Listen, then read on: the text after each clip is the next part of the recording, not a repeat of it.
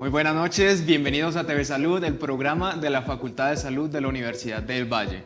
En la noche de hoy estamos grabando en los estudios del canal Univalle TV en la sede Meléndez de la universidad. Según el Observatorio de Seguridad de Cali, la pobreza tiene una estrecha relación con los distintos tipos de violencia que puedan ocurrir dentro de la ciudad. Esto también se hace debido a la marginalidad que muchas de las personas sienten por la población de Cali. Y esto también es algo que hace que reincidan en la violencia, tratando así salir adelante en el tema económico. Kelly, ¿cómo estás? ¿Cómo vamos el día de hoy? Hola Mateo, y saludamos muy cordialmente a nuestro invitado, y en esa misma línea que estábamos hablando, Mateo, te cuento que el Hospital Universitario del Valle tiene un programa acerca de transformando el círculo de la violencia, un programa que es muy completo y ha sido muy reconocido porque busca acompañar a estos jóvenes de la sociedad que están marginados y intentan hacer intervenciones a nivel psicológico, educativo, artístico y cultural. Así es, un programa muy bonito que se está desarrollando ya desde hace varios años dentro del Hospital Universitario del Valle. Y aquí tenemos a uno de los doctores que ha sido los fundadores y uno de los que puso el pie derecho dentro de este programa, y es el profesor Adolfo González Haddad. Él es docente de la especialización en cirugía de trauma y emergencias, médico general de la Universidad Nacional de Colombia, es egresado también de la Universidad del Valle en la especialización de cirugía general y de la segunda especialización en cirugía de trauma y emergencias, y ahora pues es docente de la universidad. Profesor, bienvenido a TV Salud. Mateo y Kelly, pues muchas gracias por la invitación y al canal de la Universidad del Valle por su invitación. Es un placer tenerlo con nosotros en este día. Muchas gracias. Sí, profesor, y es un placer, y adicional, este es nuestro primer programa del mes de diciembre y es un mes de esperanzas, y hablando de ello vamos con nuestro Vox Pop, donde le preguntamos a algunos de los integrantes de la universidad de la sede de San Fernando si creen en las segundas oportunidades. Vamos a ver el Vox Pop.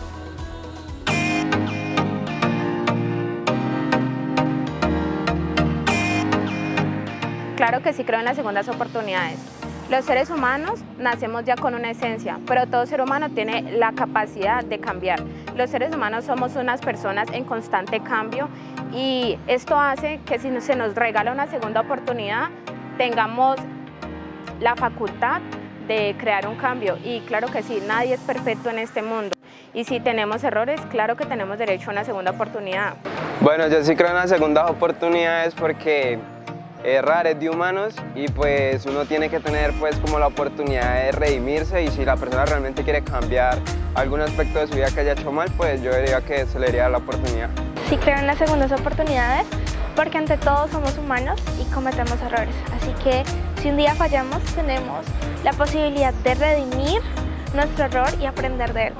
Bueno, la razón por la cual creo en ellas es porque siento que todos tenemos o merecemos cambiar, merecemos una segunda oportunidad cuando hemos cambiado de corazón, cuando hemos cambiado nuestra opinión y decidimos dejar lo malo atrás.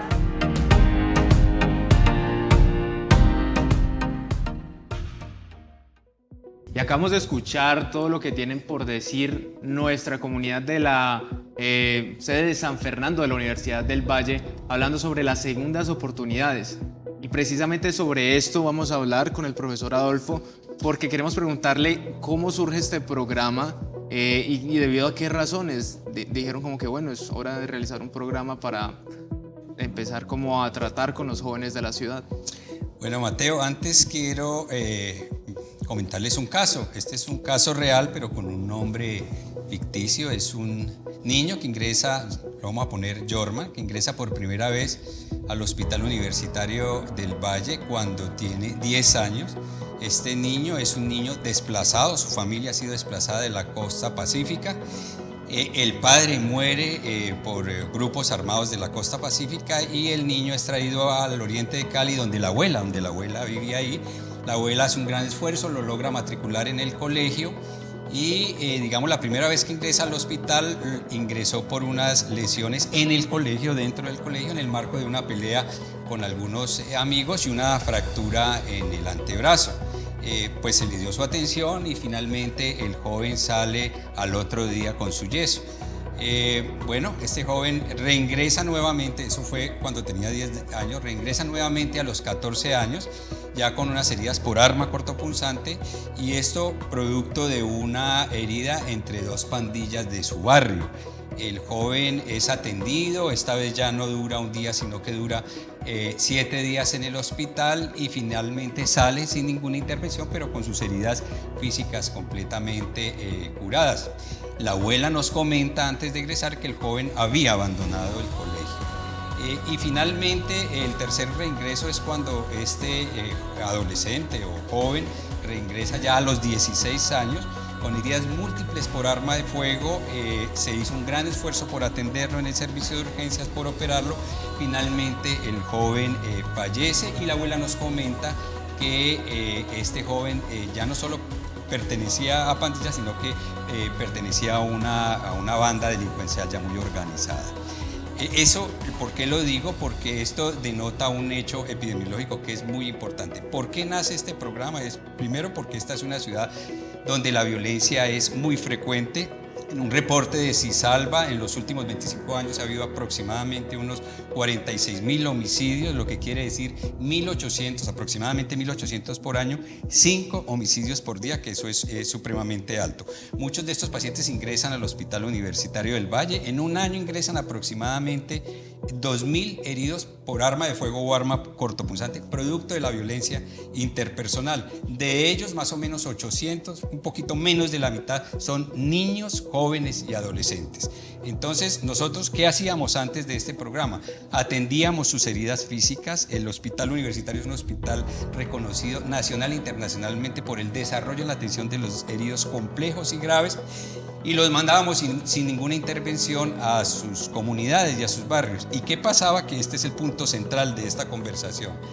En los siguientes 5 años, cerca del 50% de esos niños, jóvenes o adolescentes reingresaban nuevamente por heridas traumáticas de origen violento, y el 25% de ellos morían, es decir, estamos hablando de 1 de cada 4, 1 de cada 5, morían en los siguientes 5 años por heridas por arma de fuego o arma cortopunzante producto de la violencia interpersonal.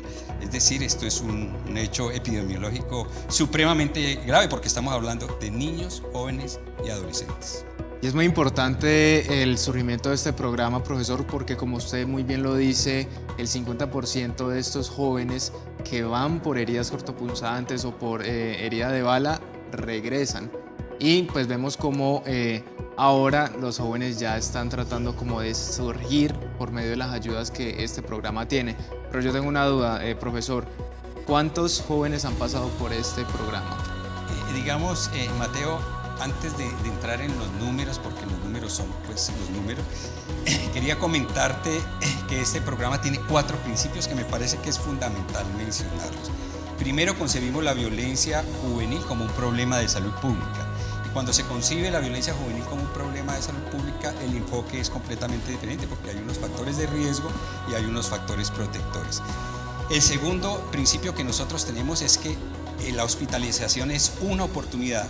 Muchos de estos jóvenes llegan gravemente heridos, han estado cerca del umbral de la muerte en cuidado intensivo. Muchos de ellos incluso les hemos hecho reanimación cardiopulmonar y los hemos sacado nuevamente a la vida con grandes esfuerzos hechos por los equipos de atención. Y entonces esa es una oportunidad muy grande, porque es el momento en que ellos se preguntan si van a seguir en esas mismas dinámicas de violencia o van a cambiar. El tercer principio que nosotros tenemos es que es tan importante atender las heridas físicas, las heridas emocionales como las heridas físicas. Antes solo atendíamos las heridas físicas, ahora con el programa atendemos las heridas sociales, psicológicas, y le damos una atención integral a estos pacientes. Y el cuarto, que me parece que es muy importante, que es estos jóvenes viven en contextos de guerra, y nosotros utilizamos como metodología de acompañamiento una metodología que se utiliza en contextos de guerra y catástrofes naturales, creado por un alemán, Ben Ruff, hace muchos años. ¿Por qué digo esto? Porque, digamos, en esos espacios uno escucha de balas perdidas, de fronteras, del enemigo, etcétera. Entonces, el abordaje que nosotros damos es con una metodología que se denomina pedagogía de emergencias, que recurre a recuperar los ritmos y utilizando estrategias de la pedagogía Waldorf, recurriendo al arte, a la música, etcétera, etcétera. Y ya para responderte la pregunta, entonces nuestro programa tiene dos componentes. Uno intrahospitalario, que dura ¿cuánto tiempo? El tiempo que el joven esté hospitalizado en la institución, en el hospital universitario. Y el extrahospitalario, que es un acompañamiento psicosocial que nosotros hacemos en promedio durante un año, que es un tiempo largo. Entonces, digamos, el componente extrahospitalario es muy importante porque nosotros hemos ido aprendiendo a desarrollarlo y tenemos una metodología que podemos decir que es propia, ¿no es cierto? Que tiene como 6 pasos, ¿no es cierto? El primer paso es atender las heridas físicas, el segundo paso es atender las heridas psicológicas o anímicas, el tercer paso es el acompañamiento familiar. Sin acompañar a las familias no sacamos estos jóvenes adelante. El cuarto paso es el desarrollo de un proyecto de vida, ¿no es cierto? Que ellos desarrollen un proyecto de vida que nosotros hemos denominado proyecto de vida, digamos, saludable. El quinto paso es que ellos aprendan a relacionarse de una manera diferente a las maneras en que ellos ocasionalmente se relacionan en su cotidianidad, en su vida familiar, en sus comunas, con sus parceros, con sus amigos, que es unos encuentros juveniles para desarrollar, digamos, maneras de relacionarse no violentas. Y el último paso, ya cuando estos jóvenes van muy adelante, es que ellos, ya cuando están saliendo de esto, aprendan a ayudar a otros, es decir, que ellos sean referentes y que ayuden a otras personas vulnerables a, digamos, a salir de situaciones específicas. Hemos acompañado en el ámbito intrahospitalario más o menos unos 1.400 jóvenes, y en el programa que hayan firmado el consentimiento y hayan sus familias y ellos decidido que los acompañemos durante un año, en promedio 230 jóvenes. Eso es lo que te puedo decir respecto a los números, Mateo y Eli.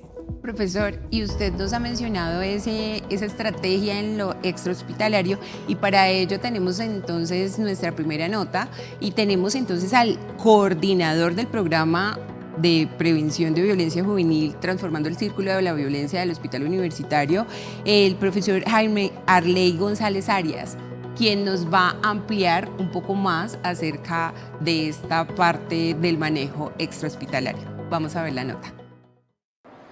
El proceso extrahospitalario inicia con la firma del consentimiento informado, que se hace en las primeras visitas domiciliarias, en el que el joven acepta de manera voluntaria ser parte del programa y se le explica cuáles serían como los beneficios de hacer parte del programa, pero también cuál sería el compromiso. Y uno de los compromisos fuertes es desvincularse de estas situaciones de violencia y decidir cambiar y transformar su vida. El componente hospitalario tiene 6 pasos del acompañamiento. El primer paso del acompañamiento tiene que ver con la recuperación física, hacer una continuación de este proceso de recuperación. El programa desde este paso del acompañamiento logró pasar de un 30% de jóvenes que volvían al hospital a su proceso de recuperación a llegar casi que a un 90% de jóvenes que concluyen este proceso de recuperación y no tienen complicaciones postquirúrgicas. El segundo paso del acompañamiento tiene que ver con la recuperación emocional. Inicialmente se hace un trabajo desde el arte, la pedagogía, en el arte, en el hospital, pero esto a veces es poco tiempo por el tiempo de hospitalización. Lo que buscamos en el segundo paso es hacer una continuidad de este proceso terapéutico a través del arte y la pedagogía, desde la clase, desde el hospital. Entonces, este paso del acompañamiento es hacer un poco más continuo este proceso de recuperación emocional desde los espacios en los que se mueve el joven. El tercer paso del acompañamiento es un acompañamiento familiar. Realmente el programa no podría solo lograr la transformación de los jóvenes, sino que hay que mirar desde la familia cuáles son esos aliados, cuáles son esos recursos y también cómo se puede fortalecer este vínculo familiar para que la familia también se convierta en un escenario protector y de cuidado para el joven. Para esto se tiene una trabajadora social que hace todo un proceso de diagnóstico y de plan de trabajo familiar para hacer este trabajo posible. Cuarto paso del acompañamiento tiene que ver con proyecto de vida. Decidir cambiar no es fácil, pero cuando no se tienen las competencias, los recursos y las posibilidades a nivel personal, comunitario y de ciudad para hacerlo es un poco más difícil. Nosotros buscamos que los jóvenes que ingresan al programa primero se piensen en un proyecto de vida, Segundo, piensen qué de ese proyecto de vida quieren empezar a desarrollar. Si quieren hacerlo desde el colegio, el programa tiene un programa de nivelación escolar por módulos.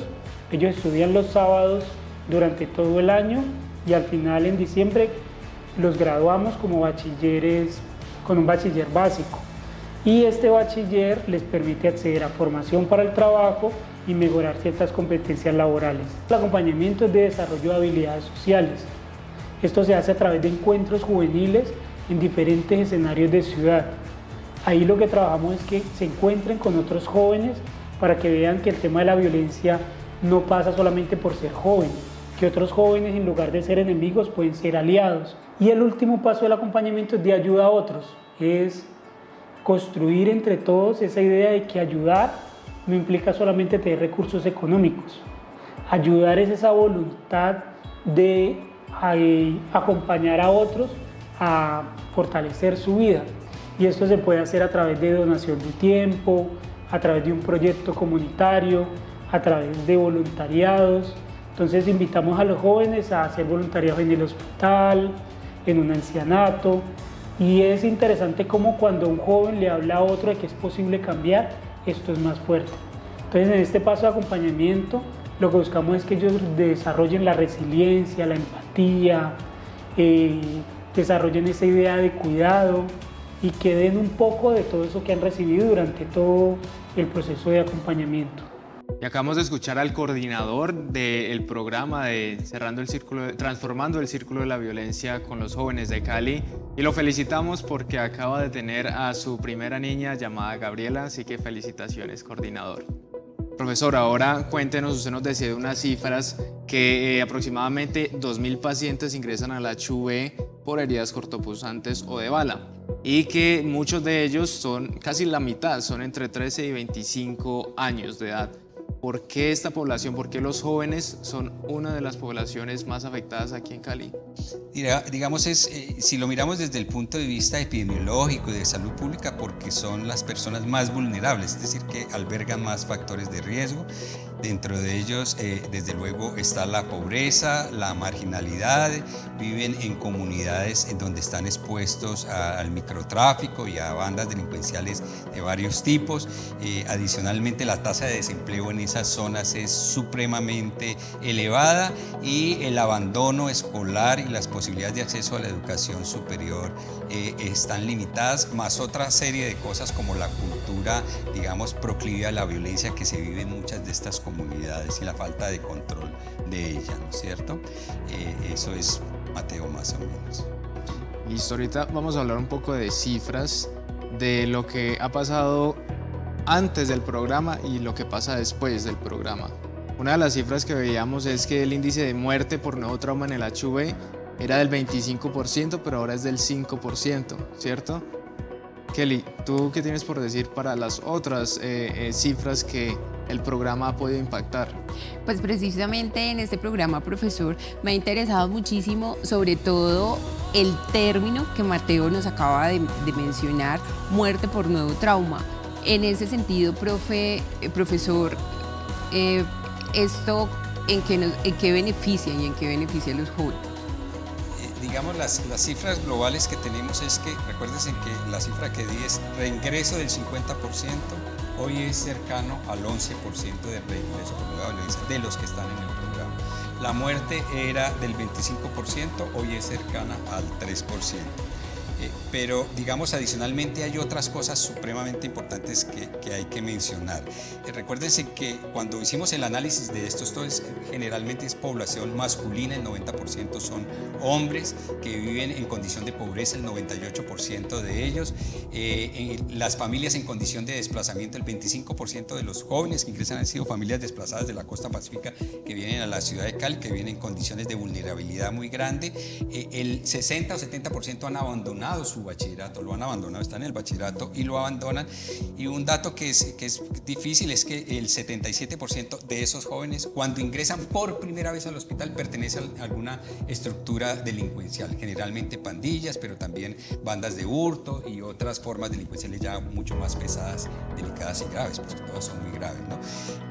De manera que lo que hemos logrado es reducir en términos de reingreso, ya mencioné la cifra, pero pasamos de que más o menos 8 de cada 10 jóvenes pertenecían a estructuras delincuenciales. En este momento 8 de cada 10 jóvenes de nuestro programa están estudiando, están trabajando, tienen emprendimientos económicos individuales o están vinculados a actividades deportivas, que ese es, digamos, un gran logro que tenemos, ¿no es cierto? Claro, es que hablar de que antes pertenecían a pandillas, no estudiaban, hacían pues actos delincuenciales, a pasar allá, tener un emprendimiento, ser pues alguien que aporta a la sociedad, es un paso demasiado grande.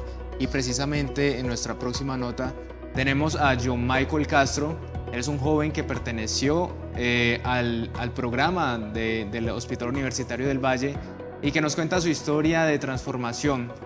Ahora mismo está trabajando como auxiliar dentro del Hospital Universitario del Valle, así que conozcamos su historia. Desde el 2018, por una herida de arma de juego, entré al programa de Transformando el Círculo de la Violencia. La experiencia fue muy buena porque ahí recibí muchos apoyos, mucha colaboración del grupo. Me traían aquí al hospital a hacer pedagogía de emergencia con los pacientes, a ver cómo era el trato con ellos.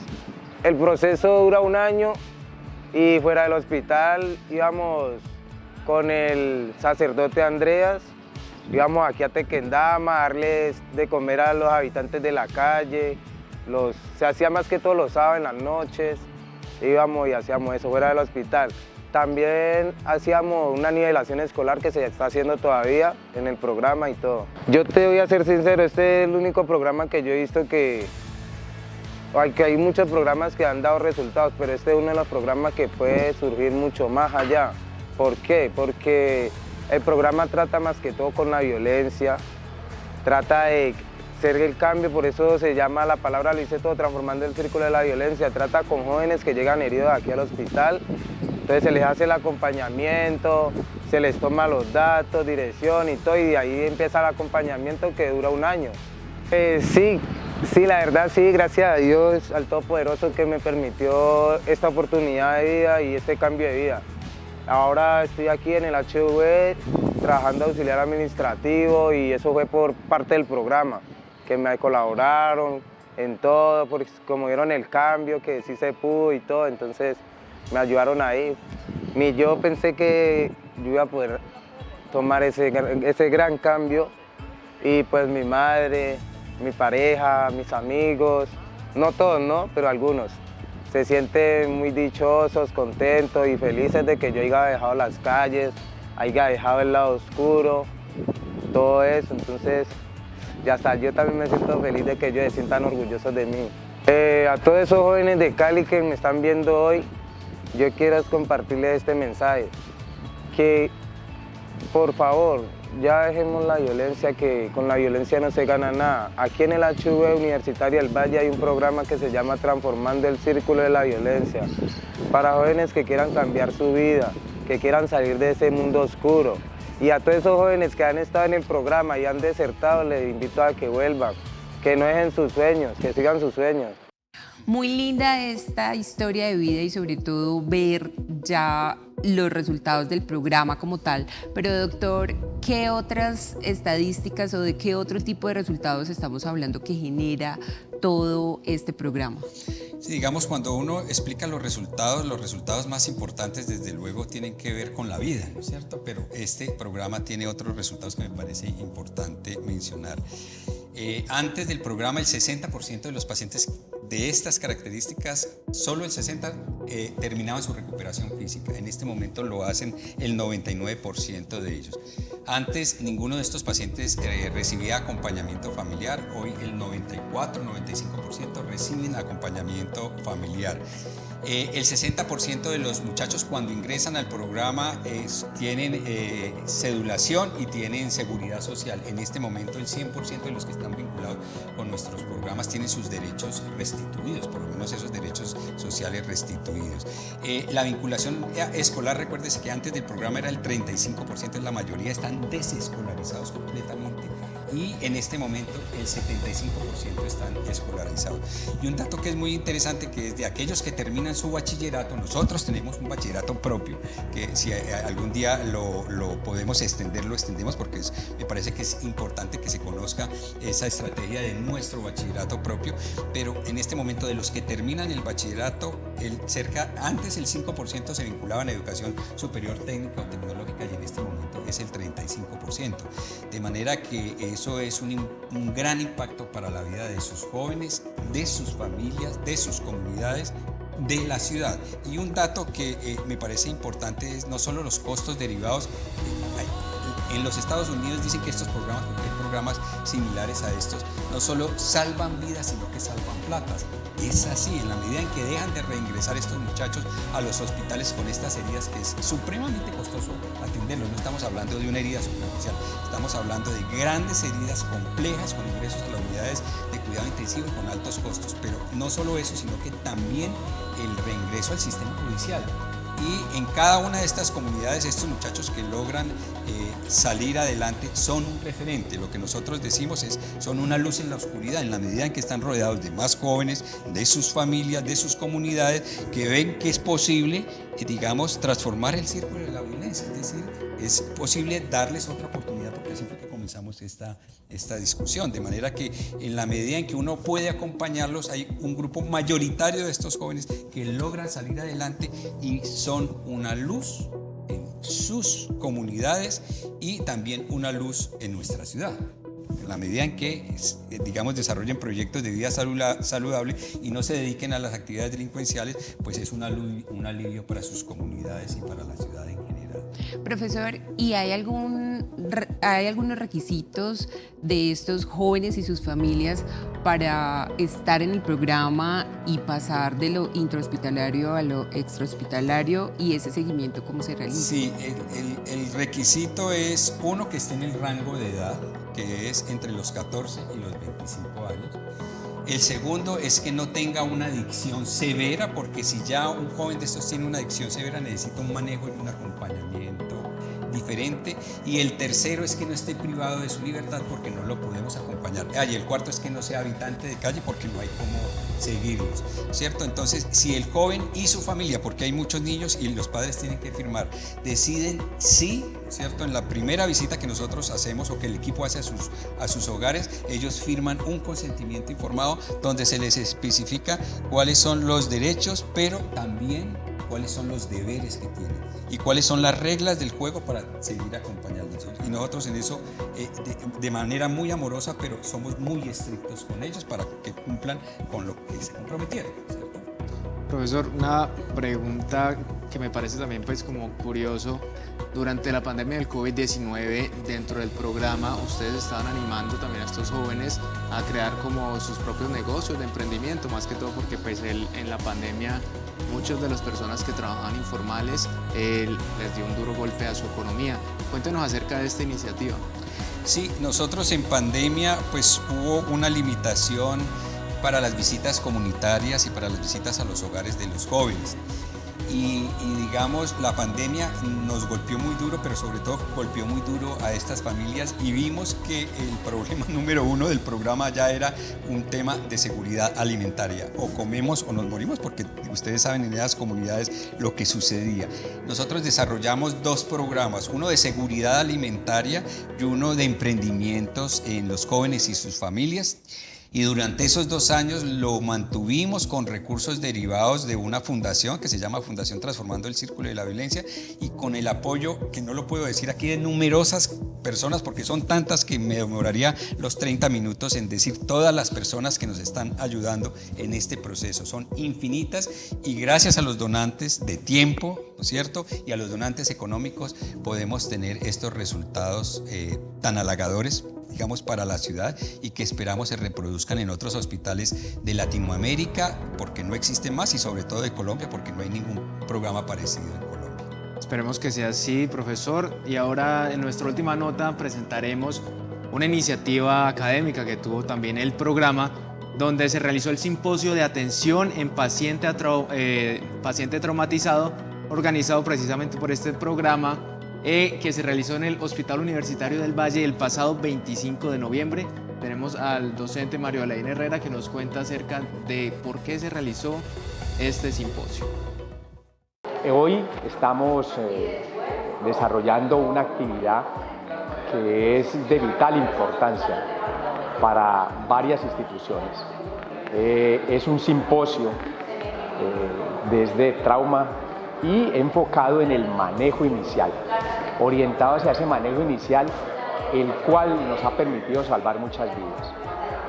Este simposio lo organiza un programa que ha sido apoyado por dos grandes instituciones, tanto la Universidad del Valle como el Hospital Universitario del Valle, y que se llama Transformando el Círculo de la Violencia.